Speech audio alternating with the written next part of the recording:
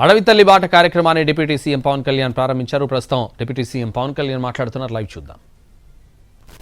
ఒకవైపేమో ఆకుల్ని రాలిపోతూ మూడి వరిగిన వృక్షాలు ఒకవైపు కనిపిస్తూ ఉంటే, ఇంకోవైపు పచ్చదనంతో చిగురిస్తున్న వృక్షాలు, ఒకవైపు ఆకులు రాలే ఒకవైపు ఉంటే ఇంకోవైపు పచ్చదనంతో వసంతంతో చిగురిస్తున్న వృక్షాలు ఒకవైపు, రహదారికి రెండు వైపులా.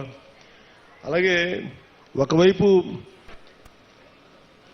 పచ్చటి ఎట్లా ఉన్నాయంటే పట్టు మన చెట్లు బలంగా రాళ్లకి, రోడ్డుకి ఇరువైపున రాళ్లకి చెట్లు తమ బలమైన వేళ్లతో రహదారికి ఇరువైపులా ఉన్న రాళ్ల మీద పట్టు బిగించి తమ ఉనికిని, బతికే హక్కుని చూపిస్తున్నాయి.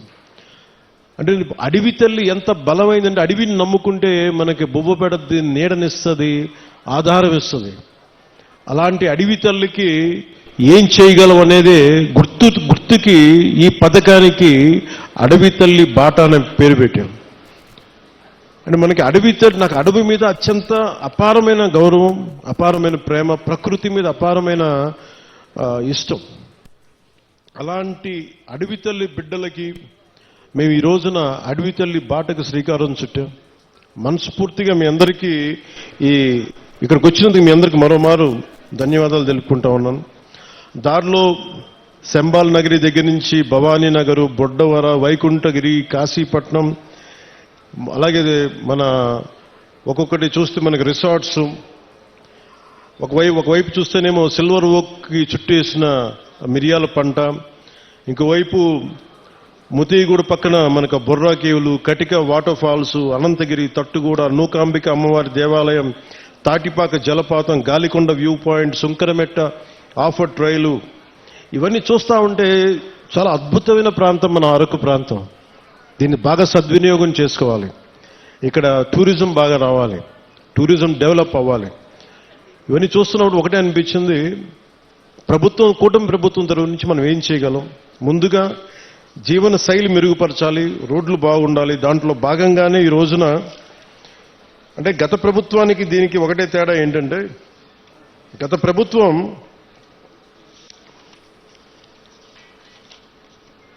అంటే కూటమి ప్రభుత్వానికి గత ప్రభుత్వానికి తేడా ఏంటంటే, వాళ్ళు దాదాపు లెస్ దెన్ 90 కిలోమీటర్స్ చేశారు. 5 సంవత్సరాల కాలంలో కేవలం 90 కిలోమీటర్లే ఖర్చు పెట్టి 92 కోట్లు మాత్రమే ఖర్చు పెట్టారు 5 సంవత్సరాల కాలంలో.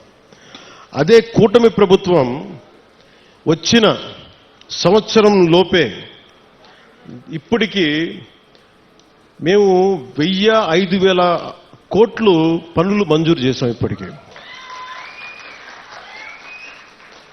ఎన్ని కిలోమీటర్లు? 1069 కిలోమీటర్లు. సరిగ్గా ఎప్పుడు ప్రారంభించాం? సంవత్సరం కూడా కాల, 4 నెలల క్రితం ప్రారంభిస్తే ఈ రోజున 1069 కిలోమీటర్ల పనులకి శ్రీకారం చుట్టాం. అంటే ఈ టెండర్స్ కూడా ఏదో ఇప్పుడు టెండర్స్ కూడా కాల్ఫర్ చేశాం. ఇంకో వారం రోజుల్లో పనులు ప్రారంభమవుతాయి. ఏదో మాట్లాడి చెప్పి వెళ్ళిపోవటం కాదు, వారం రోజుల్లో పనులు ప్రారంభమవుతాయి.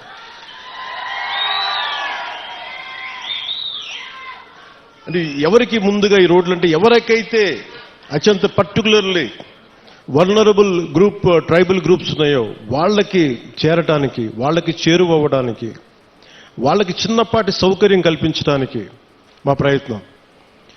కూటమి ప్రభుత్వానికి ఇక్కడ ఓట్లు రాలేదు. ఓట్లు పడకపోయినా మీకు బాగోగులను చుట్టానికి మేము ఉన్నాం. ఇక్కడ ఓట్ల కోసం రాలేదు.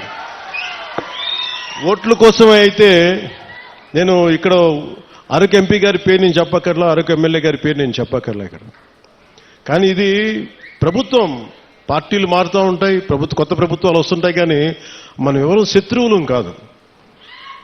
మనందరం విభేదాలు ఉంటాయి, భావాలు అంటే వైరుధ్యమైన భావాలు ఉంటాయి తప్ప మనం ఎవరు కొట్టుకోవడానికి సిద్ధంగా మనందరం కలిపి ఎవరు ఏ పార్టీ అయినా సరే కూర్చొని అభివృద్ధికి శ్రీకారం చుట్టాలి. దాంట్లో భాగంగానే ఇక్కడ ఇందాక పంచాయతీ ప్రెసిడెంట్స్ అందరూ కొంతమంది మాట్లాడుతూ ఉంటే ఒకటే చెప్తున్నాను, మేము రాగానే 13,326 పంచాయతీలకి 100 రూపాయలు 300 రూపాయలు ఉన్నదాన్ని మేము 10,000, 25,000 చేశాం. ఇన్ని సంవత్సరాల్లో 30-40 సంవత్సరాలు కాదు, గత స్వాతంత్రం వచ్చినప్పటి నుంచి ఎప్పుడు ఇంత డబ్బులు పెంచలే. అది ఎవరు కూడా పంచాయతీలన్నీ గత ప్రభుత్వం పంచాయతీలు, కానీ ఇవేమీ ఆలోచించకుండా ప్రజలు బాగుండాలి అనే ఒక ఏకైక సదుద్దేశంతో మేము ఈ రోజున ఈ పథకానికి శ్రీకారం చుట్టాం. దీనికి మనకున్న ఇట్లాంటి పర్టికులర్లీ వల్నరబుల్ గ్రూప్ ట్రైబ్స్ అంటే ఇది చాలా తక్కువ సంఖ్యా బలంలో ఉన్న మన గిరిజన తెగలు. ఇవి మన రాష్ట్రం మొత్తం మీద 1117 782 ఈ పర్టికులర్ వల్నరబుల్ ట్రైబల్ గ్రూప్స్ ఉంటాయి, గ్రామాలు ఉంటే ఇప్పటి వరకు కేవలం 2605 వాటికి గ్రామాలకు మట్టుకే రోడ్లు ఉన్నాయి, దాదాపు కొంచెం కనెక్టివిటీ. కానీ 1177 ఆవాసాలకు మటుకు ఇంకా రోడ్స్ కనెక్టివిటీ లేదు. సో వాటిని తీర్చడానికి, ఆ రోడ్లు కనెక్టివిటీని పెంచడానికి అడవి తల్లి బాట కార్యక్రమం కింద ఇప్పుడు మనం చేపట్టబోయే కార్యక్రమం 24-25కి 601 PVTG particularly vulnerable tribal groups ఆవాసాలకి 1069 కిలోమీటర్ల రోడ్లు కనెక్టివిటీని అందించడానికి 1005 కోట్లతోటి పనులు మంజూరు చేశాం. మిగిలిన ఇంకొక 576 ఆవాసాలకి రోడ్లు కనెక్టివిటీ వచ్చే కాలంలోనే, సమీప కాలంలోనే దశల వారీగా మేము అభివృద్ధి చేపడతాం. అలాగే 2000 దీంట్లో 1000 కోట్లు ఎలా వచ్చినాయంటే, ఒకటి రాష్ట్ర ప్రభుత్వం నుంచి 49 crores 49 కోట్లు గ్రాంట్ అయితే, మనకి ఎన్ఆర్జీఎస్ కింద జాతీయ ఉపాధి హామీ పథకం కింద దాదాపు మనం 400 కోట్ల రూపాయలు మన జాతీయ ఉపాధి హామీ పథకం కింద మనం దీన్ని ఖర్చు పెడుతున్నాం ఈ రోడ్లకి. అలాగే పిఎం జన్మన్ కింద 555.61 కోట్లతోటి 206 రోడ్లకి 239 ప్రైవేట్ మన ప్రిమిటివ్ వల్నరబుల్ ట్రైబల్ గ్రూప్స్తో పాటు ఇంకొక 206 రోడ్ల ద్వారా 612.72 కిలోమీటర్లకు పొడవున్న 206 రోడ్ల ద్వారా 555.61 కోట్లతోటి మంజూరు చేశాం. ఇది మీకు ఇందాక చెప్పినట్టుగానే డబ్బులు ఎక్కడ ఖర్చు పెట్టాలి, ఎక్కడ ఖర్చు పెట్టకూడదన్న ఒక బాధ్యతతోటి కుటుంబ ప్రభుత్వం చాలా బాధ్యతగా ఉంటుంది. 175 స్థానాలకి 164 స్థానాలు గెలుచుకోగలిగాం. 21 ఎంపీస్ని కొట్టగలిగామంటే మీరు మా మీద పెట్టిన నమ్మకం.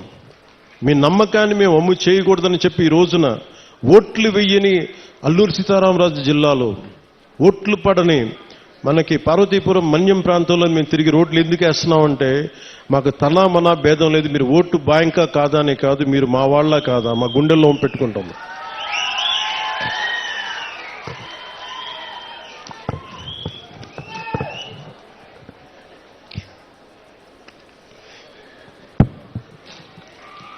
అలా ఇందాక కోడి తెగకు చెందిన గిరిజన మహిళలు చేసిన దింసా నృత్యం చాలా అద్భుతంగా ఉంది. వారికి నా ప్రత్యేక ధన్యవాదాలు తెలియజేసుకున్నాను. అలాగే కువి లాంగ్వేజ్లో, కువి భాషలో నేను మాట్లాడాను.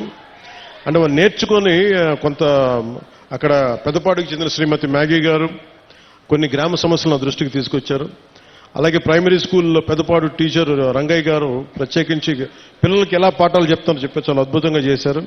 చాలా అలాగే వర్షాలు పడుతున్న సమయంలో మాకు స్కూల్కి నీళ్లు గారిపోతున్నాయంటే వెంటనే అతి సమీపంలోనే, అంటే వెంటనే 12 పనులు అడిగారు. ఆ 12 పనులని మంజూరు చేశాం. అది కూడా మీ దృష్టికి తీసుకొస్తా ఉన్నాను. 2018లో నేను ఇక్కడ ప్రత్యేకించి అరకు ప్రాంతంలో తిరిగాను. ఇక్కడ అరకు ప్రాంతంలో తిరుగుతున్నప్పుడు చాలామంది యువత, ఆ రోజుల్లో కూడా నాకు గంజాయి ఎక్కువగా వెళ్ళిపోతున్నారు, యువత గంజాయి సాగుకి వెళ్ళిపోతున్నారు, దాన్ని నలిగిపోతున్నారు జీవితంలో. నేను ఒకటే చెప్పాను ఆ రోజు కూడా, మన అరకు మన పాడేరు సెంటర్లో కూడా చెప్పాను. గంజాయి అనేది మటుకు ప్రత్యేకించి అది ఒక సామాజిక రాజకీయ సమస్యగానే చూడాలి, ఆర్థిక సమస్యగా చూడాలి తప్ప దానిని కక్ష సాధింపుగా ఉండకూడదు. దాన్ని దయచేసి ఆ రోజైతే ఏం చెప్పాను, ఈరోజు కూడా అదే చెప్తున్నాను. యువత దయచేసి గంజాయి సాగు వైపు కానీ గంజాయి వ్యసనాలకు మటుకు లోనవ్వకండి. ఎందుకంటే తప్పుడు దారిలో వెళ్తే ఏదో ఒక రోజు మనం ఇబ్బంది పాలైపోతాం.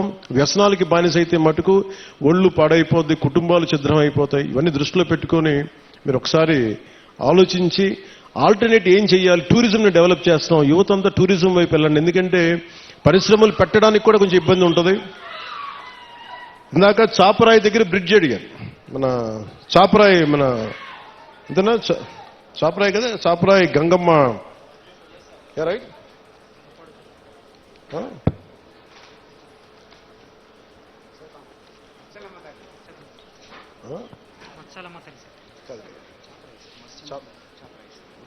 చాపరాయి దగ్గర బ్రిడ్జి అడిగారు, మిగతా గ్రామాలకు వెళ్ళడానికి ఇబ్బందిగా ఉన్నాయనేది. ఒకటి నేను మీకు ఈరోజు మాటిస్తున్నాను, ఆ బ్రిడ్జి ఎలా ఉండాలంటే పర్యావరణాన్ని ఇబ్బంది కలిగించకుండా, చూడటానికి కొండలు మధ్యలో ఏ అడ్డంకి లేకపోతే చాలా అందంగా ఉంటుంది విజిటర్స్కి రావడానికి కానీ టూరిజం కానీ. అందుకని టూరిజంకి ఇబ్బంది కలగకుండా, పర్యావరణానికి ఇబ్బంది కలగకుండా ఎలాంటి బ్రిడ్జి వేస్తే చూడటానికి బాగుండాలి, అలాగే గ్రామస్తుల కష్టాలు కూడా, గిరిజన తెగల కుటుంబాల కష్టాలు కూడా ఎలా చేయాలనేది నాకు కొంత సమయం ఇవ్వండి. కానీ నేను అందుకే నడిచాను, ఆ నీళ్ళలో జారిపోతూ ఉంది, రాళ్ళ మీద, ఆ చాపరాయి మీద, ఆ గడ్డ మీద నడుస్తూ ఉంటే జారిపోతూ ఉంది. అందుకని నేను అర్థం చేసుకున్నాను నా కష్టాలని. నాకు కొద్దిగా సమయం ఇవ్వండి, దానికి ఖచ్చితంగా ఒక అందమైన పరిష్కారం వెతుకుతాం. పర్యావరణానికి ఇబ్బంది కలగకుండా, టూరిజం పెరిగేలాగా, మీకు సౌకర్యంగా ఉండేలాగా ఒక తక్కువ సమయంలో, ఒక 2 నెలల సమయంలో ఒక పరిష్కార మార్గం తీసుకొచ్చి మీ ముందు తీసుకొస్తాం.